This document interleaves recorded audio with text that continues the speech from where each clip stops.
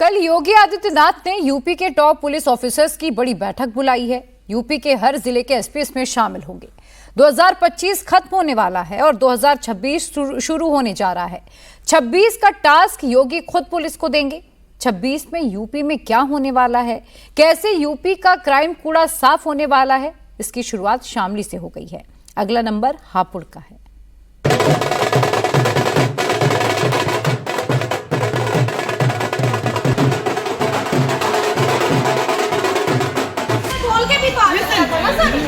अच्छा ऐसे कैसे आएगा?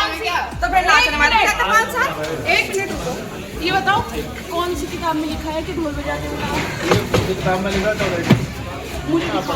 और मुख्यमंत्री जी की पीढ़ी कहती है कि आपके घर पर कोई कूड़ा फेंके तो आप कूड़े को भी साफ करो। आप में से कुछ कम लोग समझे, इसके लिए मैं आपका आभारी हूं। 2 प्रकार के संत हैं। एक संत वो हैं जिनसे सज्जन व्यक्ति मिलता है और मिलते ही मोक्ष को प्राप्त करता है। एक हमारे महाराज जी हैं, दुष्ट व्यक्ति दिखता है, मिलता है और फिर मोक्ष को प्राप्त करता है। दोनों प्रकार से साधन संपन्न है। यूपी में जितने भी आपराधिक कूड़े हैं सब साफ होंगे, सबका पूरा हिसाब होगा और सबसे पहला नंबर आएगा हापुड़ का। हाईवे पर कई गाड़ियां आ जा रही हैं, पीछे 2 बाइक भी दिख रही हैं और दोनों बाइकों के पास एक सफेद रंग की कार दिख रही है। कुछ ही देर में पीछे से बाइक सवार तेजी से आते हैं और साइड में चल रहे बाइक सवार का कॉलर पकड़कर खींच लेते हैं और बाइक पर लात मारकर उसे गिरा देते हैं। इस दौरान बाइक सवार का बैलेंस बिगड़ जाता है और वो सड़क पर गिर जाता है। इसके बाद बदमाश बाइक रोकते हैं, सड़क पर गिरे युवक को थप्पड़ मारते हैं और फिर कनपटी पर तमंचा सटाकर धमकाते हैं और पैसे से भरा पिट्ठू बैग लेकर फरार हो जाते हैं। बॉलीवुड मूवी धूम की स्टाइल में लूट की यह वारदात यूपी के हापुड़ में दिल्ली लखनऊ नेशनल हाईवे पर हुई है और यह लूट 1-2 लाख रुपए की नहीं बल्कि लुटेरों ने 85 लाख रुपए से भरा पूरा बैग लूटा और फरार हो गए। नोएडा के दादरी निवासी अजय पाल घी, तेल और चीनी के बड़े कारोबारी गोपाल के यहाँ मुनीम हैं। वो हफ्ते में एक बार स्थानीय व्यापारियों से कलेक्शन करते हैं, इसके बाद पैसे लेकर ऑफिस जाते हैं और अगले दिन बैंक या अपने मालिक के पास जमा करा देते हैं। अजय पाल 15 दिसंबर को दादरी में 2 जगह से 85 लाख रुपए का कलेक्शन कर बाइक से लौट रहे थे और पैसों को अपने पिट्ठू बैग में रखा था। कलेक्शन के बाद वो ऑफिस लौट रहे थे, तभी दोपहर 2:30 बजे दिल्ली लखनऊ हाईवे पर सरस्वती मेडिकल कॉलेज के पास सफेद अपाचे बाइक पर हेलमेट लगाए 2 बदमाश पीछे से आए।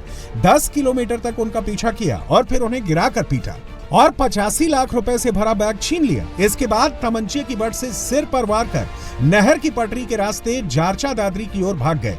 पैर में चोट लगने के कारण अजय उनका पीछा नहीं कर पाए। वीडियो में बाइक के आगे एक सफेद रंग की कार भी चलती दिख रही है।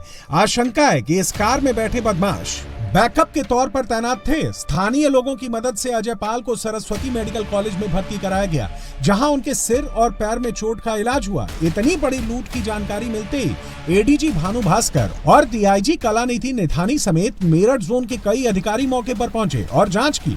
लूट कांड की जांच के लिए 3 टीमें गठित की हैं। अजय पाल सिंह नाम के व्यक्ति हैं जो कि कलेक्शन एजेंट है। गोपाल जी नामक आड़ती दादरी के उनके कलेक्शन एजेंट है और ये हापुड़ में और आसपास के जनपदों में जाकर के कैश का ट्रांजेक्शन करते हैं, लेके आते हैं और लोगों से। आज ये आए थे दादरी से और इनका कहना यह है कि जब इन्होंने 2 जगह से कलेक्शन किया, एक जगह से 50 लाख, एक जगह से 35 लाख और अपनी पीठ पर एक पिट्ठू बैग था जिसमें वो रखा हुआ था। और उसके बाद जब ये वापस जाते समय ये गाजियाबाद जा रहे थे लेकर के इस पैसे को, गाजियाबाद नवयुग मार्केट, रास्ते में सरस्वती मेडिकल कॉलेज के पास जो फ्लाईओवर है, इसके पीछे से एक मोटरसाइकिल पर, जिसको ये ठीक से नहीं देख पाए इसका कलर, वो उसमें 2 व्यक्ति थे जिन्होंने इनकी बाइक में लात मारी और जब ये गिर गए तो इनको तमंचा दिखा के इनका पिट्ठू बैग लूट करके ले गए। हमने अपनी टीमें गठित करी। पुलिस ने लुटेरों पर 50-50 हजार का इनाम भी घोषित कर दिया है, लेकिन 10 दिनों के बाद भी लुटेरों का कोई पता नहीं चल सका है। पुलिस ने अब तक सिर्फ कार सवार लोगों को हिरासत में लिया है। हापुड़ के क्रिमिनल के साथ क्या होगा, अगला वीडियो कौन सा आएगा, ये कुमार विश्वास की बात से समझ सकते हैं। हमारे मुख्यमंत्री जी पे इतनी चर्चा होती है, मैं पूरे भारत में जाता हूं, इतनी चर्चा होती है। लोग कहते हैं कि वे तो संत हैं, वे तो पीठाधीश्वर हैं और शासन, और हमारे यहाँ जो घटनाएं होती रहती हैं, अपराध मुक्त जो प्रदेश हुआ, तो मैंने लोगों से कहा कि देखो संतों का काम ही होता है। 2 प्रकार के संत हैं। एक संत वो हैं जिनसे सज्जन व्यक्ति मिलता है और मिलते ही मोक्ष को प्राप्त करता है। एक हमारे महाराज जी हैं, दुष्ट व्यक्ति दिखता है, मिलता है और फिर मोक्ष को प्राप्त करता है। दोनों प्रकार से साधन संपन्न है और आवश्यक भी है। क्या करें, देश ऐसी स्थिति में आ गया है। पहले डॉक्टर्स RX लिखते थे, वो RDX लिखने लगे हैं। क्या करेंगे आप? तो ऐसे समय में तो बहुत आवश्यक है। और यूपी के शामली में भी ऐसे अपराधियों का सफाया किया जा रहा है। बोल के भी बात करते हो ना सर। ये अच्छा ऐसे कैसे आएगा? तो फिर नाचने वाले क्या था 5 साल? 1 मिनट रुको, ये बताओ कौन सी किताब में लिखा है कि ढोल बजाते हो? किताब में लिखा था मुझे दिखाओ। घर के बाहर ढोल नगाड़े बज रहे हैं।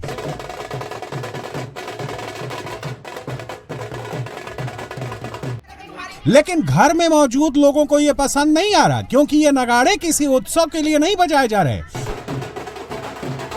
कोई फंक्शन सेलिब्रेट नहीं हो रहा। ये ढोल उन गलियों में बज रहे हैं जहां कुख्यात बदमाश फिरोज खान की हुकूमत चलती थी। ये ढोल जब फिरोज खान के दरवाजे पर बजा तो फिरोज खान का पूरा परिवार बाहर आ गया, पुलिस से उलझने लगा, सवाल उठाने लगा, लेकिन मुनादी नहीं रुकी। 1 मिनट रुको, ये बताओ कौन सी किताब में लिखा है? एक वक्त में पश्चिमी यूपी में फिरोज खान का दबदबा था, लोग उसके नाम से कांपते थे। लेकिन अब यूपी में योगी की सरकार है और अब ऐसे अपराधियों के घर के बाहर मुनादी कराई जा रही है, उनकी संपत्तियां कुर्क की जा रही हैं। फिरोज खान शामली के झंझना क्षेत्र का कुख्यात हिस्ट्री शीटर है। फिरोज पर लूट, हत्या, डकैती, किडनैपिंग और रंगदारी के 21 मुकदमे दर्ज हैं। ये मुकदमा न केवल शामली बल्कि सहारनपुर और मेरठ में भी दर्ज हैं। लेकिन अब यूपी में ऐसे अपराधियों की खैर नहीं है और शामली में अब बदमाश फिरोज खान के घर की कुर्की कराई जा रही है। जिलाधिकारी के निर्देश पर भारी भरकम पुलिस फोर्स फिरोज खान की अवैध संपत्तियों की कुर्की करने पहुंची।